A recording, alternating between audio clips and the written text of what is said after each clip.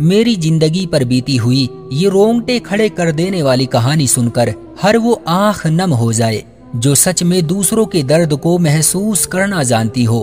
جب بھی اس قصے کو یاد کرتی ہوں تو دل خون کے آنسو روتا ہے۔ میرے پاس الفاظ نہیں ہے، بس اتنا کہنا چاہوں گی، میرے جیسی زندگی خدا کسی دشمن کو بھی نہ دے۔ میرا نام مہک ہے۔ میری ماں لوگوں کے گھروں میں صاف صفائی کا کام کرتی تھی۔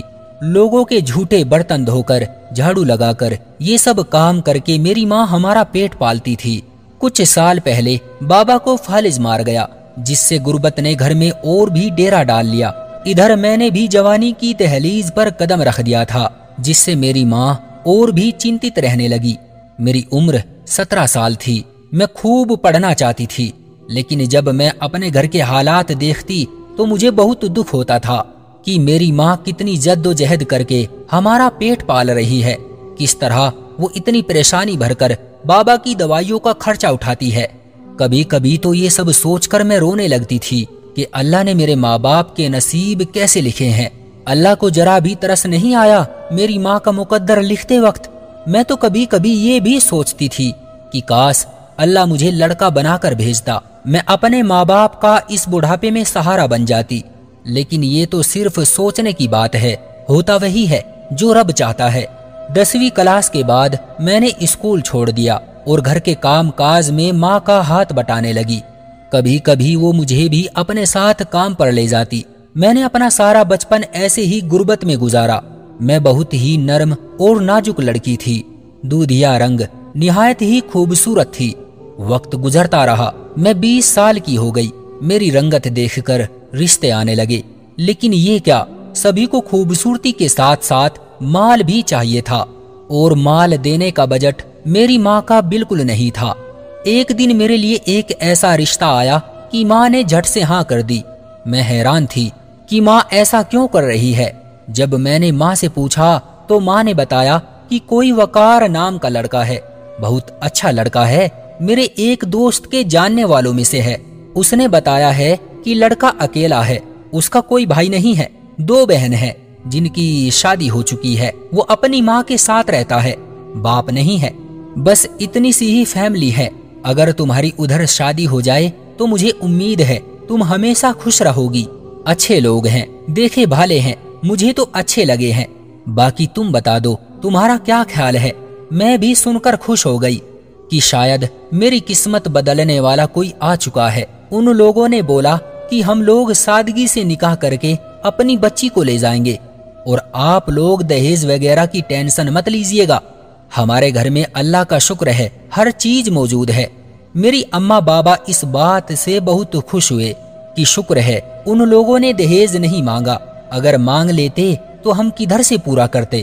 اس بات پر تو میں خود بھی بہت راضی تھی۔ نکاح کے لیے ان لوگوں نے صرف 1 ہفتہ دیا تھا۔ اتنی جلدی نکاح کرنا بھی کچھ سمجھ میں نہیں آیا تھا، لیکن خیر جیسے تیسے کر کے نکاح ہو گیا اور میں ان لوگوں کے گھر پہنچ گئی۔ گھر خوبصورت تھا، 3 منزلہ گھر، ماربل لگا ہوا تھا۔ میں دیکھ کر ایک لمحے کے لیے تو حیرت میں ہی پڑ گئی تھی۔ جب اپنے کمرے میں آئی تو وہ بھی اچھا سجا ہوا تھا۔ مجھے ایک لمحے کے لیے اپنی قسمت پر یقین ہی نہیں آ رہا تھا کہ میری قسمت بھی اس قدر اچھی ہو سکتی ہے۔ وقار بہت اچھے انسان تھے، اور سب سے بڑی بات میری ساس بہت اچھی تھی، مجھ سے بہت پیار کرتی تھی۔ شادی کو اتنے دن ہو چکے تھے، آج تک بھی میری ساس میرے بہت سارے کام خود ہی کر کے دیتی تھی۔ میں بہت خوش تھی کہ شوہر تو اچھے ملے ہی ہیں، ساس بھی بہت اچھی ملی ہے۔ جتنی ان لوگوں کی تعریف سنی تھی وہ تو بہت ہی کم تھی، یہ لوگ تو بہت زیادہ اچھے تھے۔ میں بہت خوش تھی، لیکن ایک بات میری ساس کی بہت عجیب تھی۔ صبح جب میرے شوہر اپنے کام پر چلے جاتے تو تھوڑی دیر میں میری ساس بھی بنا بتائے کہیں چلی جاتی تھی۔ کچھ دن میں نے کوئی سوال نہیں کیا، لیکن ان کا یہ روز کا کام دیکھ کر میں پریشان ہو گئی کہ آخر یہ جاتی کہاں ہے۔ ایک دن میں نے پوچھا تو بولی کہ میری ایک دوست ہے، ہمارے گھر سے تھوڑے فاصلے پر ہی رہتی ہے، ان کے پاس چلی جاتی ہوں، تھوڑا وقت اچھا گزر جاتا ہے۔ میں نے بھی ان کی اس بات پر یقین کر لیا۔ اب میں ان سے بالکل بھی نہیں پوچھتی تھی کہ وہ کہاں جاتی ہے۔ وہ شام میں جب گھر آتی تو آ کر خود ہی گھر کا سارا کام کرتی تھی اور مجھے کوئی کام نہیں کرنے دیتی تھی۔ वक्त ऐसे ही गुजरता रहा और एक दिन वो आया जब मुझे पता चला कि मैं माँ बनने वाली हूँ। मैं बहुत खुश थी, मेरे शौहर भी बहुत खुश हुए और सबसे बढ़कर मेरी सास भी बहुत खुश हुई। उन्होंने मेरा बहुत ख्याल रखा, मुझे कमी महसूस नहीं होने दी कि मेरी माँ मेरे पास नहीं है। वो मेरी माँ से बढ़कर मुझसे प्यार करती थी। और तो और वो मुझे रोजाना रात में खाना खिलाकर दूध का गिलास अपने हाथों से भरकर पिलाती और जब तक मैं सो न जाऊं वो पास बैठे मेरे सर पर हाथ फेरते रहती। 1 महीना ऐसे ही गुजर गया था। एक दिन अचानक मेरी तबीयत खराब हो गई। मेरे शौहर मुझे अस्पताल लेकर भागे। तबीयत इतनी खराब हो गई कि मुझे अपना बच्चा खोना पड़ा। ये सदमा लिए मैं 1 हफ्ता बिस्तर पर ही पड़ी रही। मेरे शौहर ने मुझे बहुत संभाला, मुझे बहुत दिलासा दी। मेरी सास ने भी मेरा बहुत ख्याल रखा। 1 हफ्ते बाद वापस पहले की तरह मैं अपनी जिंदगी में वापस आ गई। वक्त गुजरता गया। मैं अल्लाह से बहुत दुआएं करती थी, मेरी गोद को फिर पहले की तरह भर दे।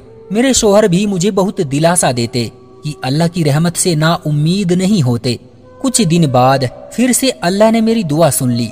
मैं फिर से प्रेग्नेंट हो गई। मेरी खुशी का कोई ठिकाना न था और इस बार फिर 2 हफ्ते बाद ही मेरा हमल खराब हो गया। लेकिन हैरानी की बात ये थी कि मेरे शौहर और मेरी सास के व्यवहार में जरा भी बदलाव नहीं आया। मैं बहुत ही हैरान और परेशान थी। दिन यूं ही गुजरते रहे। मेरी तबीयत हमेशा खराब रहने लगी और मैं हर वक्त यही सोचती रहती कि आखिर मेरे साथ ये हो क्या रहा है। और सबसे बड़ी ताज्जुब की बात तो ये थी कि मेरी सास की मोहब्बत भी मेरे लिए कम नहीं हो रही थी। 3-4 बार मैं प्रेग्नेंट हुई थी, लेकिन हर बार ऐसे ही मेरा हमल खराब हो जाता था। मैं अब दिमागी तौर पर बीमार हो चुकी थी। तबीयत हर वक्त खराब रहने लगी। कुछ समझ नहीं आया कि मेरे साथ ये हो क्या रहा है और क्यों हो रहा है।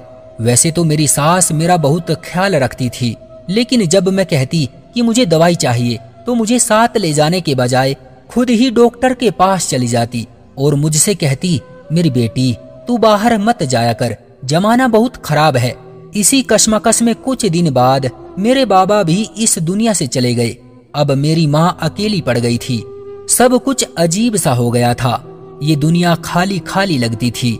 ऐसा लगता था कि जितनी तेजी से खुशी की लहर मेरी जिंदगी में आई थी, उतनी ही तेजी से ये मेरी जिंदगी से जा रही थी। लेकिन फिर मेरी जिंदगी में एक ऐसा दिन आया जिसने मेरी रूह को चीर के रख दिया था। वो दिन मेरे लिए किसी कयामत से कम नहीं था। उस दिन मेरी आंखों से सारी पट्टियां उतर गई।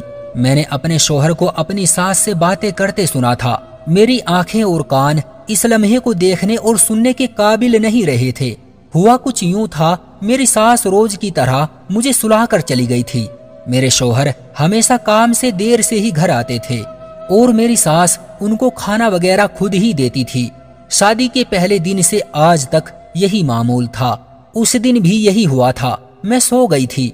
अचानक मेरी प्यास से आंखें खुली। मैं पानी के लिए कमरे से बाहर आई। सर चकरा रहा था, लेकिन फिर भी चीजों का सहारा लेकर मैं किचन में गई, पानी पिया और फिर कमरे में वापस आ ही रही थी कि अचानक हंसने की आवाज मेरे कानों में पड़ी।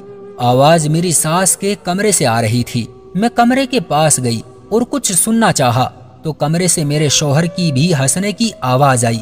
मैंने गौर किया तो यही सुना कि आहिस्ता बोलो, कहीं महक उठ ना जाए।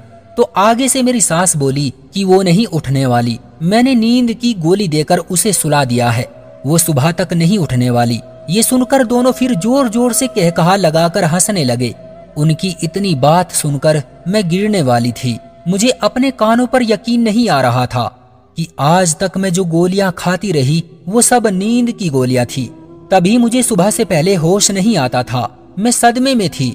ये लोग मेरे साथ कर क्या रहे हैं? मैंने उनकी और बातें सुनने की कोशिश की, लेकिन सुन ना पाई। अगले दिन मैं उठी, उन लोगों को शक ना होने दिया कि मुझे उन पर शक होने लगा है। दिन ऐसे ही गुजर गया और रात हो गई। रोजाना की तरह मेरी सास दूध और दवाई लेकर मेरे कमरे में आई। मैंने उनका ध्यान बढ़ते ही गोली छुपा दी और उनको ये महसूस कराया कि मैं गोली खा चुकी हूँ और फिर जल्दी से नींद का नाटक करके लेट गई। थोड़ी देर में मेरी सास उठकर अपने कमरे में चली गई। जैसे ही मेरे शौहर घर आए वो सीधा उनके ही कमरे में चले गए। कुछ देर बाद پھر سے ان دونوں کے ہنسنے کی آوازیں آنے لگی۔ میں دھیرے سے اٹھی اور ان کے کمرے کے باہر کان لگا کر ان کی باتیں سننے لگی، لیکن آج جو میں نے سنا کاش وہ کبھی میں نہ سن پاتی۔ میرے شوہر اور میری ساس، جس کا نام زبیدہ تھا، آپس میں باتیں کر رہے تھے کہ زبیدہ، مجھے لگتا ہے کہ یہ عورت بھی بچہ پیدا نہیں کر سکے گی۔ کیا فائدہ ہوا مجھے دوسری شادی کرنے کا؟ تم سے اولاد نہیں ہو سکتی تھی، اس لیے اس سے شادی کی تھی، لیکن لگتا ہے یہ بھی ماں نہیں بن سکتی۔ اب میں کیا کروں؟ مجھے ہر حال میں کسی بھی طرح بچہ چاہیے۔ زبیدہ بولی، میں اپنے شوہر کی ایک اور اس سے بھی پیاری لڑکی سے شادی کراؤں گی، دیکھنا وہ آپ کو ضرور بچہ دے گی۔ وقار بولا، تو پھر اس کا کیا کریں گے؟ زبیدہ بولی، یہ تو ایسے ہی مر جائے گی، تم اس کی چنتا نہ کرو، میرے پاس اس کا سب علاج ہے۔ تو اس بات پر دونوں خوب ہنسے۔ یہ سب سننے کے بعد میرے تو پاؤں کے نیچے سے زمین ہی نکل گئی۔ میں نے تو کبھی ایسا سوچا بھی نہ تھا کہ جس عورت کو میں اپنی ماں کا درجہ دے رہی تھی وہ تو میرے شوہر کی بیوی نکلی۔ یہ سب میرے ساتھ ہو کیا رہا ہے، کچھ پتا ہی نہیں چل پا رہا تھا۔ میں جلدی سے اپنے کمرے میں بھاگ گئی اور کمرے کی کنڈی لگا کر رونے لگی۔ میرے ساتھ ایسا کیسے ہوا؟ میں نے ایسا کیا کیا تھا جس کی مجھے یہ سزا ملی؟ خود پر اب غصہ آ رہا تھا۔ سجدے میں گر پڑی، اللہ کے سامنے خوب روئی۔ اب میں اپنی موت کو بہت قریب سے دیکھ رہی تھی۔ دل میں خیال آیا، صبح وقار کے کام پر جانے کے بعد زبیدہ سے ایک بار پوچھوں گی کہ ان لوگوں نے میرے ساتھ ایسا کیوں کیا۔ زندگی تو میری اب ختم ہونے ہی والی ہے، لیکن ایک بار ان سے جواب ضرور لوں گی۔ روتے روتے پوری رات بیت گئی۔ صبح جب وقار کام پر جا چکے تو میں اٹھی اور سیدھے زبیدہ کے کمرے میں چلی گئی۔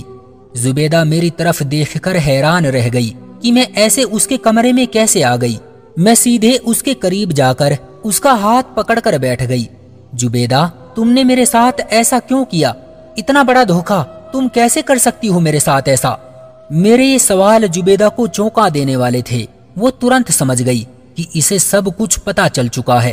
اسی وقت زبیدہ اپنے اصلی روپ میں آ گئی اور بولی، تمہاری اب ہمیں ضرورت نہیں ہے، میں بچہ پیدا نہیں کر سکتی، اس لیے میں نے اور وقار نے مل کر یہ سب کیا، لیکن میں یہ بھی نہیں چاہتی کہ وقار کی میرے علاوہ کبھی بھی اولاد ہو، اس لیے میں تمہارے بچے بھی مارتی رہی اور تمہیں ایسی دوائیاں دیتی رہی جس سے اب تم اندر سے بالکل خالی ہو گئی ہو۔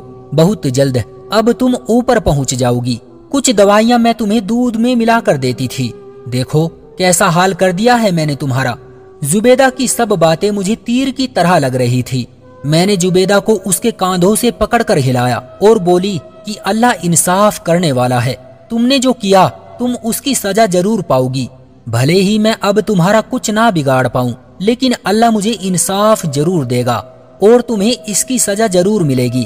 اتنا کہہ کر میں وہاں سے باہر کی طرف بھاگنے لگی تاکہ اس قید سے آزاد ہو جاؤں، لیکن اس چڑیل نے میری چوٹی پکڑ کر گھسیٹتے ہوئے مجھے ایک کمرے میں بند کر دیا اور کمرے کے باہر کھڑی ہو کر بولی کہ آنے دو میرے وقار کو، تمہیں آج ہی جہنم بھیج کر رہوں گی۔ شکر ہے کہ اس کمرے کی کھڑکی کھلی ہوئی تھی۔ میں نے ترنت کھڑکی سے چھلانگ لگائی اور اپنی ماں کے گھر کی اور بھاگی۔ خیر، جیسے تیسے کر کے گرتے پڑتے میں اپنی ماں کے پاس پہنچی۔ اس دن میں ماں کے آنچل میں چیخیں مار مار کر روئی تھی۔ تبھی شام کو خبر آئی کہ جلد بازی میں دونوں میاں بیوی میری فوٹو لے کر مجھے ڈھونڈتے پھر رہے تھے اور لوگوں سے پوچھ تاچھ کے چکر میں روڈ کراس کر رہے تھے کہ اچانک ان سے ایک ٹرک ٹکرا گیا، جس سے ان کی موقع پر ہی تڑپ تڑپ کر موت ہو گئی۔ دوستو، کسی نے سچ ہی کہا ہے کہ اوپر والے کے گھر دیر تو ہے لیکن اندھیر بالکل نہیں، اس کے پاس ہر چیز کا حساب ہے۔ آپ کا اس کہانی کے بارے میں کیا کہنا ہے؟ کومنٹ کر کے ہمیں ضرور بتائیں۔ ویڈیو کو لائک کر دیجئے اور اسی طرح کی کہانیاں لگاتار دیکھنے اور سننے کے لیے چینل کو سبسکرائب کر کے گھنٹی کو دبا کر آل پر سیٹ کر لیجئے تاکہ آنے والی ویڈیو کا نوٹیفیکیشن آپ کے پاس ترنت پہنچے۔ میں ملتا ہوں آپ سے اگلی ویڈیو میں، تب تک کے لیے دھنیہ واد۔